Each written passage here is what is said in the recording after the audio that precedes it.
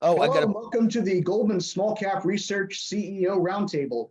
Today, we're very fortunate to be joined by executives from Winners Incorporated, ticker symbol WNRS on the OTC market. Winners is a great resource for anyone that wagers on sports in person or online, and the company provides wagering research, advice, analysis, and predictions. They just leverage decades worth of experience in the field. Really amazing work. And with the all-important March Madness season around the corner, we thought it would be timely to talk with the company.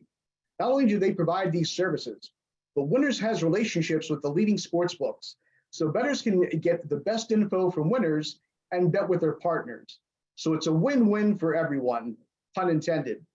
And we believe the company is poised to leverage the huge gambling industry growth nationwide. Now the 36 states have legalized sports wagering, with more slated to come online. So today we're joined by Wayne Allen Root, the chairman of Winners, and Brian Foy, the company's chief marketing officer. And here's a quick background on these two titans of the wagering advice industry. And Wayne spent the past 30 years building his brand, and the media has dubbed Wayne as the king of Vegas sports gambling and America's odds maker. Many of you probably know Wayne from his radio shows and his countless appearances on television. Over the years, he's been profiled for his sports betting prowess by CNBC, the Wall Street Journal, and Fortune. And he began his career as a network odds maker and NFL analyst for the Financial News Network, which is now known as CNBC. His national shows aired on Fox Sports Net, Comcast Sportsnet, WGN, and attracted tens of thousands of callers seeking his advice, along with another popular show he led for 10 years, actually, on USA Network. In recognition of his success in the sports gaming industry, Wayne was awarded a Granite Star on the Las Vegas Walk of Stars, and he's the only sports gambler or handicapper ever honored.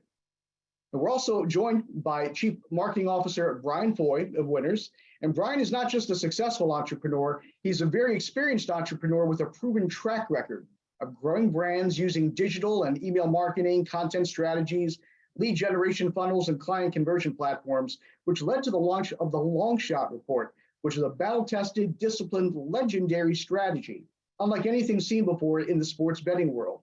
If you're like me and like to wager on golf, you'd be hard-pressed to find a better resource anywhere. Brian just has that gift. He's also a bit modest, but does a terrific job as the operator of Winners as well. So with the intro out of the way, gentlemen, thanks for joining us. hey, thank you. Great to be with you. Terrific. Likewise. Thank you, Wayne and Brian. We're all anxious to hear your opinions about the industry and its evolution and growth. But one last thing, forward-looking statements and disclaimers. So this interview contains forward-looking statements that can be identified by terminology such as believes, expects, potential, plans, suggests, may, should, could, intends, or similar expressions.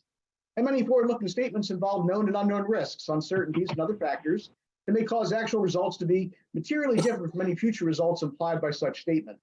Additional information can be found on winnersinc.us. And Goldman Small Cap Research has recently published sponsored research on Winners Incorporated, in addition to the sponsored CEO Roundtable interview. For related disclaimers and disclosures, please visit goldmanresearch.com. So now that the housekeeping is out of the way, let's begin. And Wayne, if you don't mind, I'll start with you. Sure. This right now is one of the most important non-NFL betting months of the entire year. How has March Madness gambling evolved from office-based bracket pools to the current multi-billion-dollar, multi-week opportunities for bettors and experts in the field? All right, so I'll start with a disclaimer too, just hopefully my voice lasts this whole interview, because I talk all day long, 24 hours a day, 7 days a week, on TV, on radio, on podcasts, on video. And of course, business meetings and phone conference calls and Zoom calls. So my voice lately is kind of in and out. It's really incredible. I've got a 3-hour daily nationally syndicated radio show and a 1-hour daily TV show and a weekend TV show. And when you add it all together, I probably talk millions of words a year just on radio and TV. So hopefully my voice holds out just fine. Look, sports gambling, I've been in the business my entire, you could argue, not just my entire adult life, really my entire life. You know, my career began, Rob, when I was 16 years old.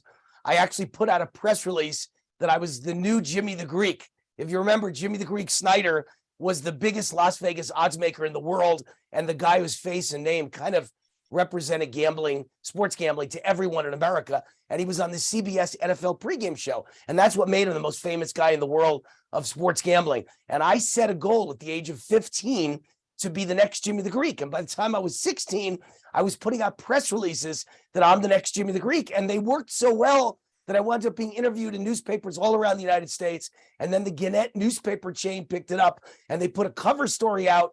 And the next thing you know, they're asking Jimmy the Greek in the story about Wayne Allen Root, whether he's going to replace him. And Jimmy the Greek said, yeah, tell this kid there's 1,000 guys in every city who want to be Jimmy the Greek, get in line. And 10 years later, when I was 26, I became Jimmy the Greek's partner on national TV. So really, it's one of the greatest only in America stories you'll ever hear. It's just, the odds that you could be a poor son of a butcher living a blue collar working class family life in Mount Vernon, New York on the Bronx borderline and have the hubris to think that you're going to be Jimmy the Greek on TV and aim for it. And then 10 years later, you campaign for 10 years and finally you're hired by CNBC, which in those days was called Financial News Network, to be Jimmy the Greek's partner on TV. And then Jimmy the Greek gets fired because you're so good at it. They say, well, who needs him? Let's cut our expenses and just pay Wayne Root. And they got rid of Jimmy the Greek and it became my show. So I was the last guy ever on TV with Jimmy the Greek. So it's an amazing story. Fast forward to today, and I think I really have become the Jimmy the Greek of this century, of this generation, of this new explosion of sports gambling. I've been doing it for 37 years, millions of calls. The amount of dollars I brought in, we don't want to give exact quotes. You never know, someone disagrees. But let's just say many, many, many, many millions, many tens of millions have been brought in on my name, my face, 900 calls, 800 calls, telemarketing, you name it, internet, you name it. I brought in millions of dollars and millions of callers who wanted my advice. So I really have become the king of this industry, like Jimmy the Greek was when I was a kid. So when you talk about March Madness, Rob, March Madness used to be about brackets in an office because it was illegal to bet. And the average person still, even though there were millions of people betting with bookies all the years I gave my advice, that's 1 out of every 10 people who were betting on a Super Bowl or a March Madness. 9 out of 10 were just betting, with friends or an office bracket because they were scared to bet illegally with a bookmaker. Today, you don't have to bet illegally with a bookmaker. So the amount of betting on brackets has gone dramatically down. Almost everybody now bets with a legal licensed sports book in 36 states. And that means millions of people who never bet before are betting. And you know what the most amazing part of it all is? A lot of experts thought, and they've thought this before, by the way, every time a new gambling place opened up like Atlantic City, they said, that'll be the end of Las Vegas. Here I am in Vegas, the sports gambling capital of the world, and it never gets hurt. The more places that add legalized gambling, the more people that get used to gambling and start to love gambling. And they say, well, the Mecca is Vegas. I got to go there 3 times a year. I got to go there for the Super Bowl. I got to go there for the NFC Championship game. I got to go there for March Madness or the Indy 500 or the NBA Finals or a UFC fight. So the more gambling there is, the more popular Vegas becomes, and the more people come here to gamble, and the more people gamble everywhere else too. It's a synergistic cycle, and the more games, the more people watch, and the more people gamble, the more games they put on TV, and the more games on TV, the more people want to gamble. So it really is an incredible cycle, and to the point where now pretty much every red-blooded American male loves to gamble on sports. And I say male not because I'm sexist or have anything against women. Hey, Rob, I hope all the women in America in the next 10 years start to bet on sports. But the reality is it's mostly a guy's game, macho, testosterone-driven guys game. And guys love to do it. Guys live and die with sports. If you don't believe me, walk into any Vegas sports book on an NFL Sunday and they're jammed and people are screaming and there's 1,000 people in the sports book and like 990 are men and there are 10 women. And those 10 women aren't betting. They're the girlfriends of 10 of the guys. Other than that, it's all men. So it's a very male-driven business, young male-driven business. And we plan to take advantage of that, capitalize on that, and build a great public company, Winners Inc. That's great. You certainly picked the perfect timing, given the inflection points that you're in right now with the industry. Speaking about basketball specifically, college basketball, there's clear parity in major college basketball these days. If you look at each game day to day, week to week, and the standings of different conferences, so as you can see by the team's records, it's been aided a lot by the transfer portal, right? Right. But I suspect that bettors now more than ever, partly because of this parity, they need guidance from experienced pros like you and your team at Winners Incorporated. So how do you guys help them guidance-wise, and perhaps through the introductions to your partners who are the leading sports books? Yeah, it's all tied to what you said, Rob, the transfer portal and the NIL, the name, what is it called? I want to make sure I get it right. The name, the image, and the likeness, NIL. That means that college athletes can now be paid for their name, their image, and their likeness. So if you go back 10 years or 20 years, when college athletes couldn't be paid, every player wanted to play for Notre Dame, USC, Michigan, Ohio State, in basketball, Kentucky. Why? Because all the TV screens were on those games every Saturday, or those games every Tuesday night, Monday night, Wednesday night. So you became famous by playing for the biggest schools. But today, there was no parity. They dominated. But today, because you're allowed to sell your name, image, and likeness, would you rather be a third string quarterback for the greatest team in America, or would you rather be a starter for the worst team in America and sign a $100,000 name, image, likeness deal with a chain of restaurants at the smallest school in the smallest city in America, where you're making zero as the backup quarterback at the biggest school? So now, if you don't start, you immediately transfer and go to a school where you have a shot at starting, where you could get a name, image, likeness deal and pick up a quick $250,000, $500,000, $1 million. The money's out there for the grabbing. So now we have total parity in college sports. Never had it before, because the best players don't care about the name Kentucky. They care about a $10 million deal for their smiling face. And if they can get it at Morehead State, they'd rather play at Morehead State. And by the way, I'm the ultimate capitalist. I don't blame them. I'd rather play for 10 million at Morehead State than 1 million or zero at Kentucky. So I get it. So, and I was a guy who was always fighting for players to be paid, because they have a right to be paid. They have every right in a capitalist society to capitalize on their success and their talent. So I've always been a big booster of that. So there is total parity. Therefore, how do you know who's going to win? Well, for all these years, I've been the ultimate winner in the NFL, where there's always been incredible parity. Because, of course, you draft in the order in the NFL of how good and how bad you are. The worse you do, the higher the draft, you get better players. The better you do, the lower you draft, you get worse players. So that creates parity. Well, with all that parity and so many teams that go 8-8 and 8-9 and 9-8, I've always managed to win in the NFL. I love parity. It allows me to win because I worry about value. I'm like Benjamin Graham, to make a Wall Street comparison. The ultimate value investor was Benjamin Graham. And he said, when nobody wants a stock, that's when you have to buy it. And when everybody's talking about a stock and buying in, that's when you have to sell it short, because there's nowhere for it to go but down. And that's how I bet sports. I literally measure the public's interest in teams and betting on teams, and I go the opposite way. I'm a contrarian, just like Benjamin Graham. And I look for all the signs in society of a team's popularity or a team's lack of popularity. And I'm always betting on the orphans that nobody wants, that no one likes, that no one cares about. The redheaded stepchild is the one I'm betting on. And the handsome, gleaming supermodel that looks like a male version of Christy Brinkley, I'm betting against, because the point spread's inflated and there's no value, and everybody knows them and everybody loves them and everyone's excited about their high octane offense. I do that in football. I do that in basketball. I do it in baseball. I do it in every sport. I'm the ultimate contrarian. I call my philosophy don't make sense. If it makes sense, I bet the opposite way every single time, and it's done great for me. So bring on the parity. I love it. I'll win.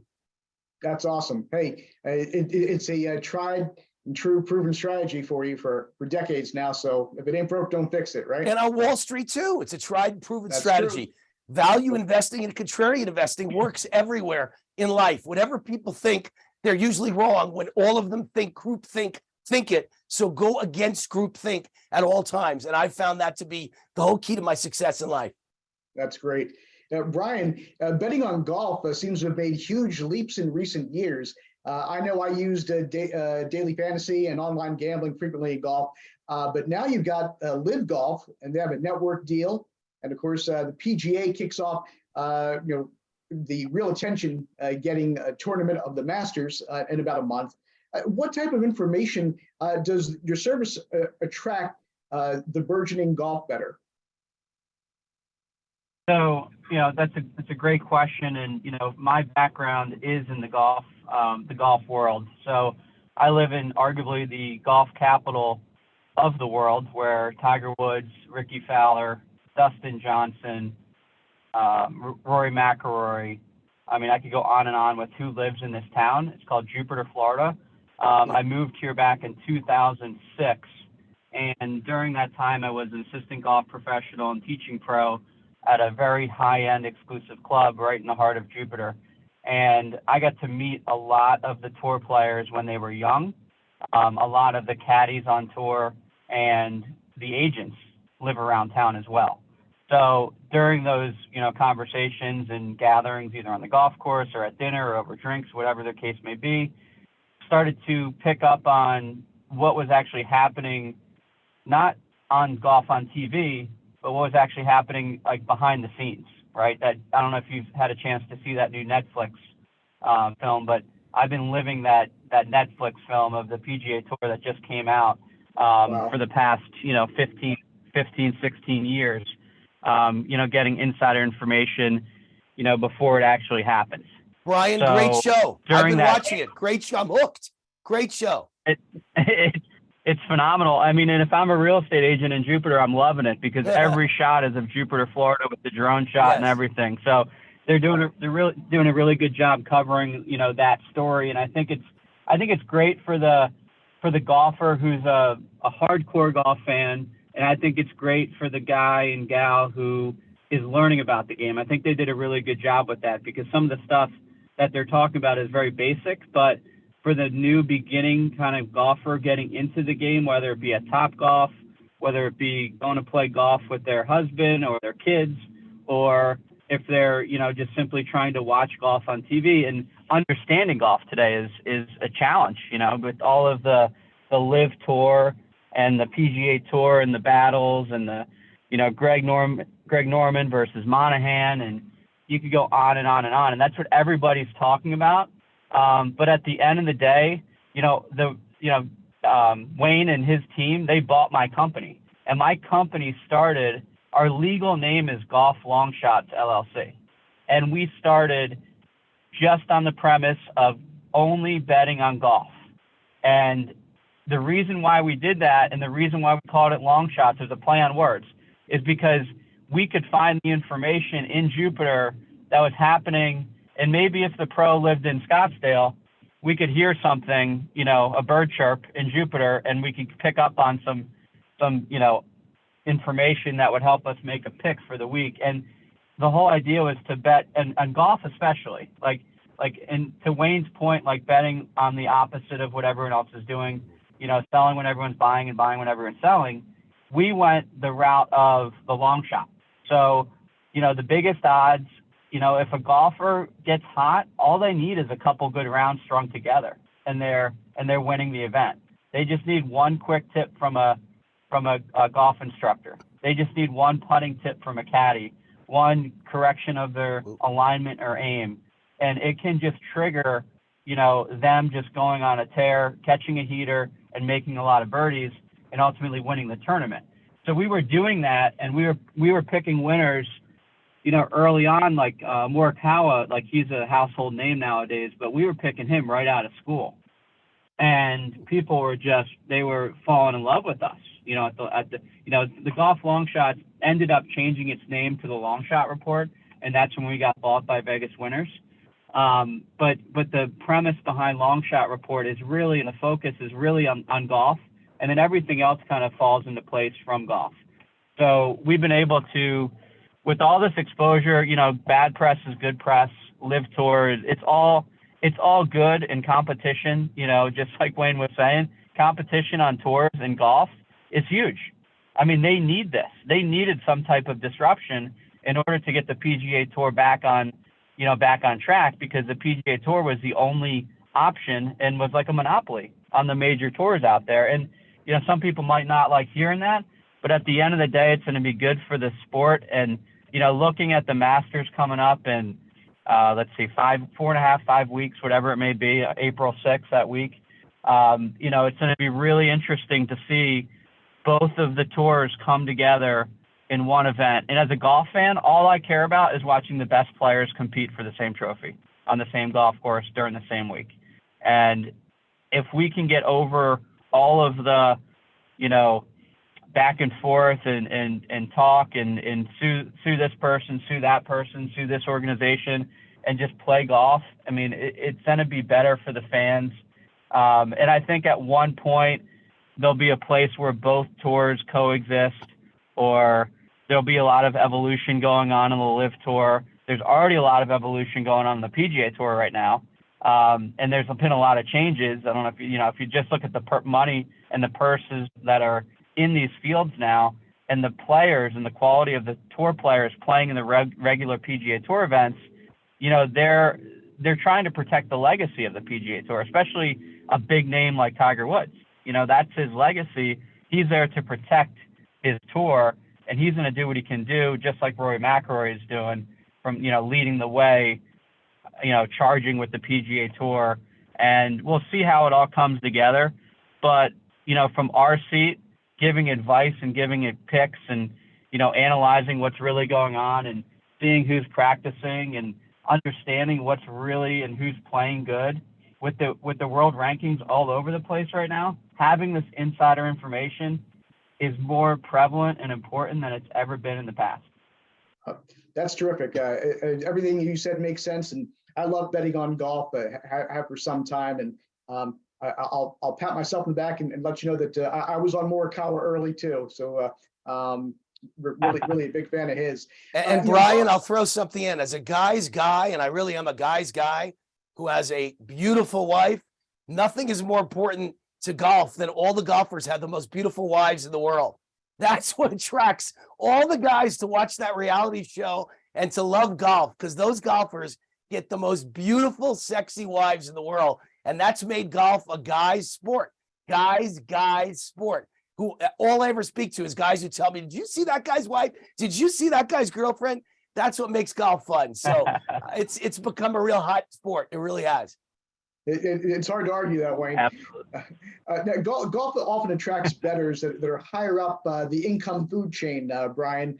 Do you find that they may bet more money on golf than other sports these days?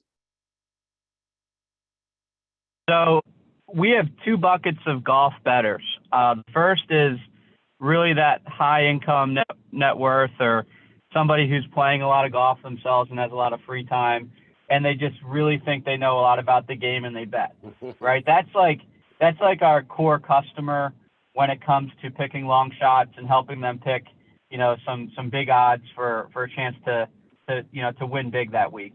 And then on the other side, we have a lot of our customers and subscribers in both funnels that we operate on a day-to-day basis, and in our subscription models, we have a lot of cross-sport gambling going on.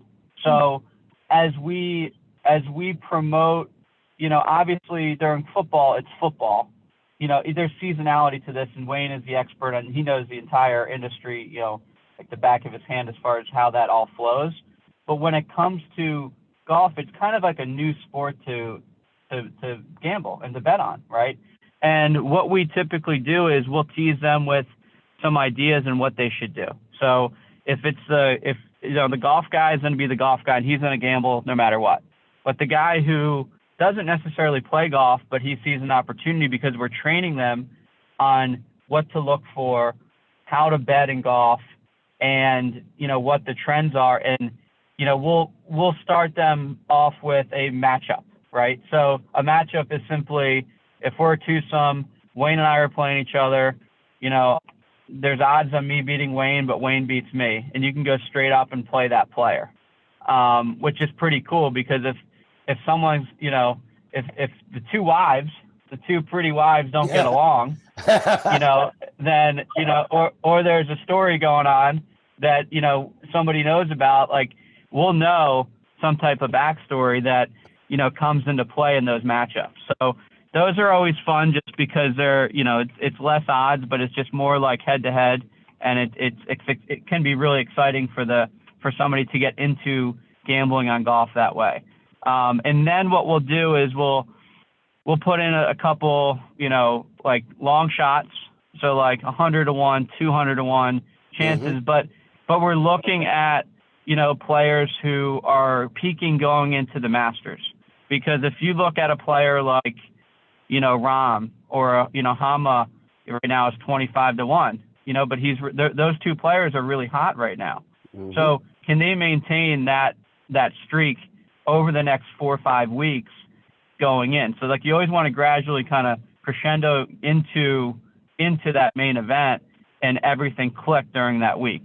So if you can do that, it's hard to do. I mean, Tiger obviously did it extremely well, but he's Tiger Woods.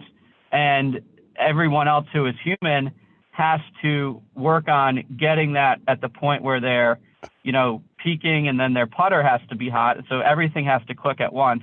And like a guy like Adam or Justin Thomas. So with Justin Thomas, I mean, if his putter gets going, he's somebody you should be looking out for, the week of the Masters. And then any iron player, any good iron player is going to be a good fit for the Masters. Anybody who can hit it close or consistent or understand their distance control and hit it pin high in a lot of the pins, or if they need to be short of the slope or aim, back of the pin or back of the green for the angle on the putt, so it's an easier two putt. There's just a lot of strategy from that standpoint.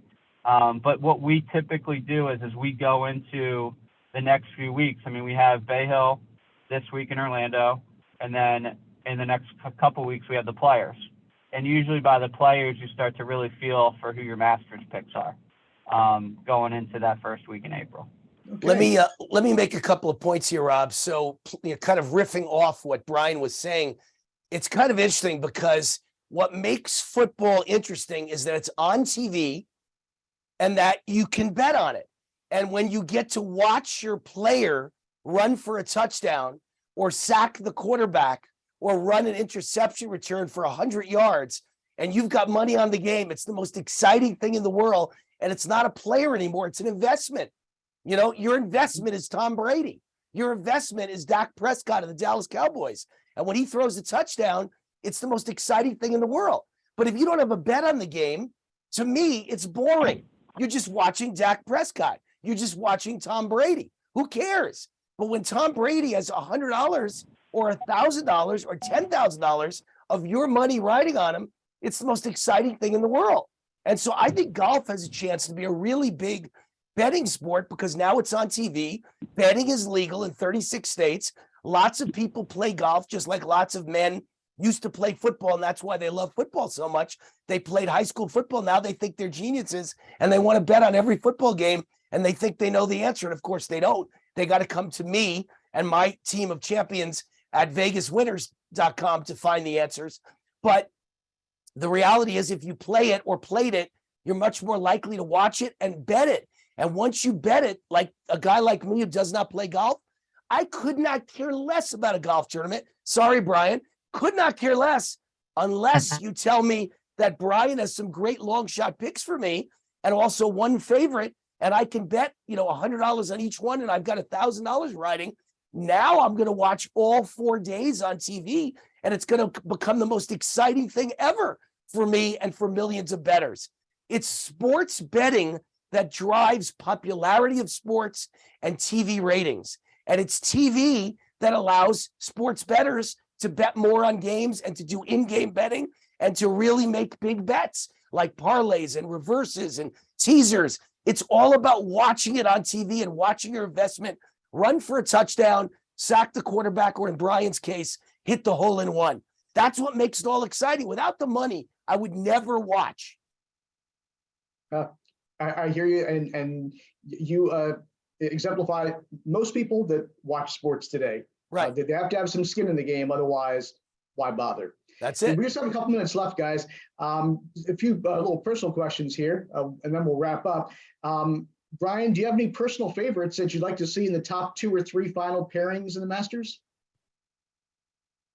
As far as that goes, I would love to see, just some type of competitiveness between one LIV Tour player and a PGA Tour player down the stretch. Wow. Just to kind of see what would, how that would be handled by everyone in the golfing community. I think at the end it would be handled professionally and perfectly, and it would help bring the whole game back together. So that's kind of my wish. And like I said earlier, I think Justin Thomas is one to look out for. And then any iron player, Scheffler is a tremendous iron player if you look at his stats. And then from a mid-tier, you're looking at a Max Hama at 25-1 right now. You might want to grab him early if he gets hot at the Players and continues a streak. That's only going to go down.